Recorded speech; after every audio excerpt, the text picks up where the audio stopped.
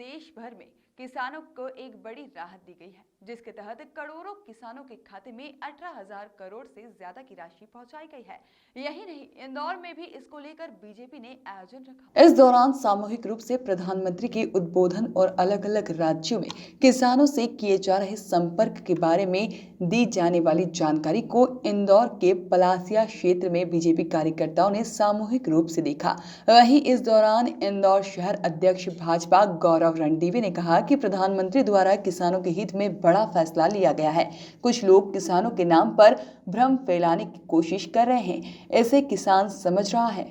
वहीं बीजेपी शहर अध्यक्ष ने कहा कि क्राइसिस मैनेजमेंट ने निर्णय लिया है कि आने वाले दिनों में इंदौर के निजी कोचिंग संस्थान 50% क्षमता के साथ अपना काम कर सकेंगे। वहीं इस दौरान शिक्षा की दीवार का भी उद्घाटन किया गया। इंदौर में रद्दी में फेंके जाने वाली बहुमूल्य किताबों को दान करने की व्यवस्था शिक्षा की दीवार के तौर पर बनाई है। दरअसल इससे पहले भी इंदौर में नेकी की दीवार बनाई गई थी, जिसमें लोग अपने पुराने कपड़े दान करते थे। अब शिक्षा की दीवार में पुरानी किताबें दान करेंगे। देखिए, हमारे यहाँ अभी मंडल के अभ्यास वर्ग चल रहे हैं। लगभग 95% मंडलों के अभ्यास वर्ग हो चुके हैं। जल्दी वार्ड संयोजक हमारे जो हैं वो उनके नए दायित्वों का घोषणा होने वाली है। और निश्चित तौर पे नगर निगम चुनाव में भारतीय जनता पार्टी अपने किए हुए काम को लेके, मैं हर बार कहता हूं कि इंदौर का कायाकल्प अगर हुआ है तो जब से भारतीय जनता पार्टी के महापौर बने हैं, जब से भारतीय जनता पार्टी की MIC आई है, जब से भारतीय जनता पार्टी के पार्षदों ने यहाँ काम किया है, इस इंदौर को बदला है। कैलाश विजयवर्गीय जी के समय से चौराहों का चौड़ीकरण हुआ। उमा शशि जी के समय पे हरियाली की ओर हम लोग बढ़े। कृष्णमुरारी मोघे जी के समय हमने छोटी छोटी बस्तियों में रोड बनाना और सफाई का काम किया।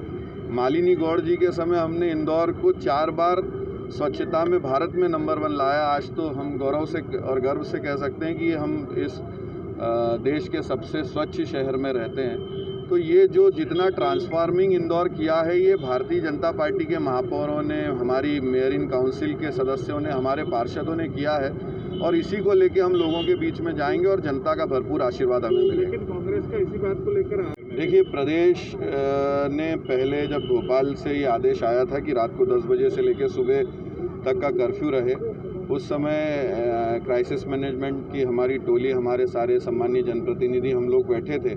और उस समय कोरोना के बढ़ते क्रम को देखते हुए हम लोगों ने भी निर्णय लिया था कि रात को जल्दी शहर बंद हो जाए। भोपाल से वापस कल एक आदेश आया है, उसमें ये कहा गया है कि ये रात का कर्फ्यू निरस्त किया गया है। तो क्राइसिस कमेटी ने भी उस पर अपनी सहमति जाहिर की है, सारे जनप्रतिनिधियों ने, कि ये रात का कर्फ्यू नहीं रहेगा तो शहर हित में है।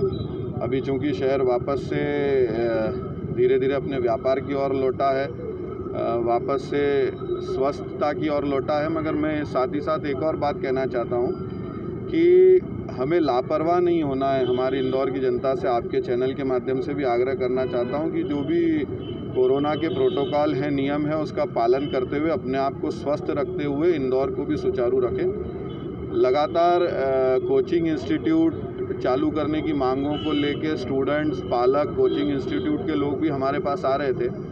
तो हमने सुझाव दिया है कि कोचिंग इंस्टीट्यूट की जो स्ट्रेंथ है उसकी 50% कैपेसिटी पे उनको चालू करने का चालू किया जाना चाहिए। मुझे लगता है वो भी जल्दी से आदेश होगा। लेकिन गौरव भाई, नया स्ट्रेन ब्रिटेन में आ गया और करीब 125 लोग यहाँ भी इंदौर में आए। ऐसे में न्यू ईयर पार्टीज भी होंगी, रात का कर्फ्यू भी खत्म हो गया, तो क्या लगता है कि ये जो पार्टी रोकना को सुरक्षा के साथ अपना जीवन जीना सीखना पड़ेगा। ये नए नए तरह के, अभी जैसे मैं आज ही देख रहा था, WHO ने उसमें 2 चीज़ें और कही हैं पुरानी चीज़ों के प्रोटोकॉल के साथ, कि हमें खुले में जहाँ बैठें तो ऑफिस में खुला मतलब ताज़ी हवा आने जाने का वो रहना चाहिए, कोई छींके खांसे तो हमें दूर रहना चाहिए। तो ये प्रोटोकॉल मुझे लगता है हमें अब लंबे समय तक इसको पालन करते हुए, अपने आप को सुरक्षित रखते हुए, व्यवसाय भी चले, शहर भी सुचारू गति से चले और हम लोग भी स्वस्थ रहें। इस सबकी जिम्मेदारी हमारी आपकी सबकी पार्टियों पे क्या आपका रोक स्पष्ट रूप से? मुझे लगता है कि लेट नाइट पार्टियां जो हैं, जो नए साल में जिस तरह वो वैसा नहीं होना चाहिए, मगर ऐसा भी नहीं है कि शहर का बिल्कुल स्वरूप ही बदल जाए। हम लोग बैठेंगे, उस पर तय करेंगे कि कैसे शहर का जो स्वरूप है वो भी कायम रहे और स्वस्थता की ओर भी शहर रहे।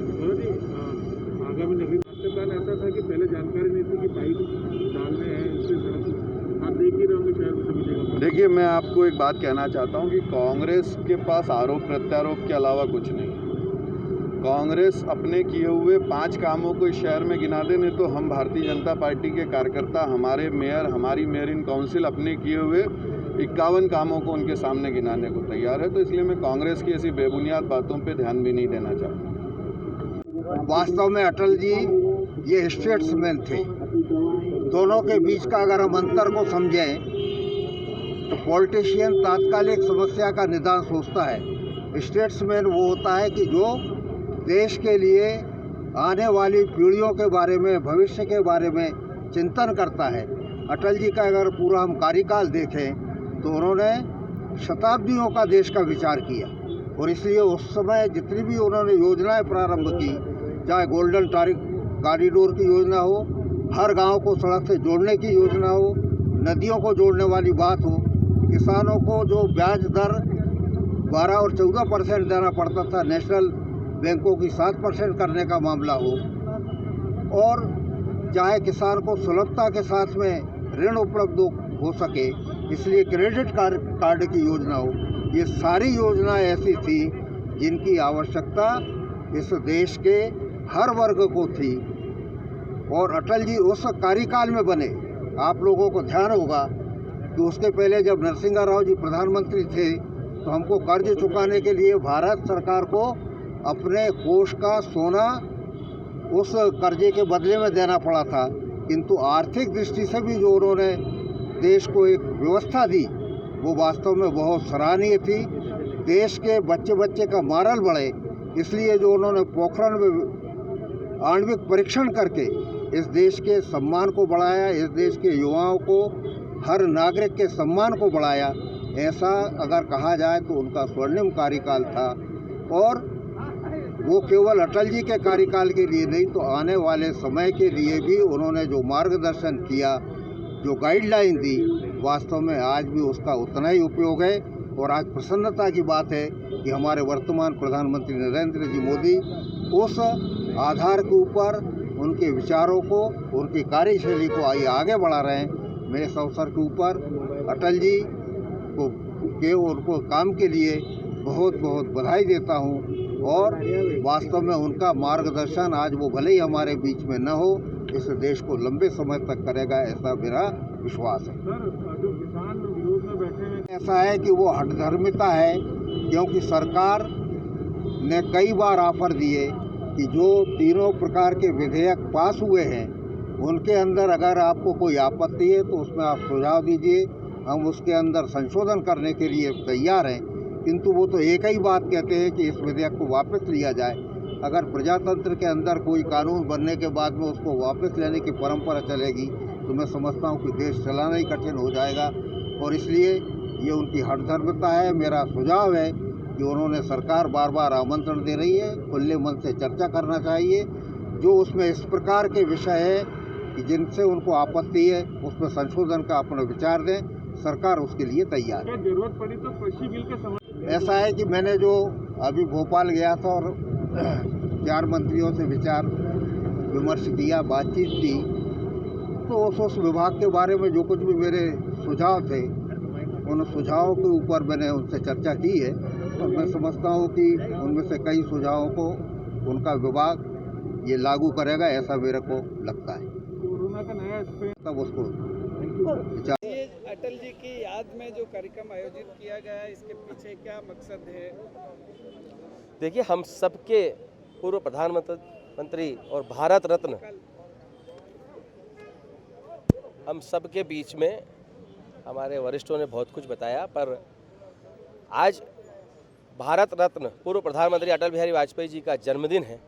हम सभी कार्यकर्ता यहाँ इकट्ठा हुए हैं और माननीय मोदी जी भी आज किसानों को लाभ पहुँचा रहे हैं। 18,000 करोड़ उन्होंने किसानों के खाते में डाले हैं। आज उन्हीं के जन्मदिन पर एक हमने शिक्षा की दीवार बनाई है, जो मैं समझता हूँ शायद प्रदेश और देश की पहली होगी, जिसमें हम आपके सभी चैनलों के माध्यम से मैं ये अनुरोध करना चाहता हूँ इंदौर शहर की जनता से कि वो सब लोग जो किताबें ठेलों पर हम रद्दी में बेच देते हैं, उन किताबों को ना बेचते हुए यहाँ लाकर रख दें, जिससे किसी भी गरीब बच्चे को अगर किसी बुक की आवश्यकता है वो यहाँ से प्राप्त कर लेगा। उसके बाद भी अगर किसी बच्चे को कोई बुक यहाँ नहीं मिलेगी तो हमने वहाँ एक छोटा सा बॉक्स लगाया है। वो बच्चा यहाँ आकर उसमें अपना नाम, उसका मोबाइल नंबर और उसका पता और उस बुक का नाम लिख देगा और उसमें पर्ची उस बॉक्स में डाल देगा। उसमें से वो पर्ची हम लोग निकाल लेंगे और उस बच्चे को फ़ोन करके वो बुक हम संस्था संस्कृति के माध्यम से उस बच्चे को वो बुक उपलब्ध कराएंगे। और उन बच्चों से हम ये भी आग्रह करेंगे कि उस बुक को पढ़ने के बाद जब उनकी शिक्षा पूरी हो जाए तो उन बुकों को वापस शिक्षा की दीवार पर ला के रख दे, ताकि आने वाले जो दूसरे बच्चे हैं उसको इसका लाभ मिल सके। उसी कड़ी में आज हमारे जितने सफाई मित्र हैं, हमारे उद्यान के कर्मचारी हैं, जिनकी वजह से हमने इंदौर में चौका लगाया और पंच लगाने जा रहे हैं, उन सबका आज हम सम्मान भी कर रहे हैं। उनको यहाँ मिठाई वितरण करेंगे, कुछ गिफ्ट यहाँ उनको हम देंगे और उनका सम्मान इसलिए कि आज शहर जो नंबर 1 आया वो हमारे सफाई मित्रों की वजह से आया है। वो रात और दिन जो मेहनत करते हैं, परिश्रम करते हैं, तो उनका सम्मान भी होना चाहिए। अभी उनका सम्मान भी हम यहाँ पर करेंगे। Bureau report, ज्ञानन news.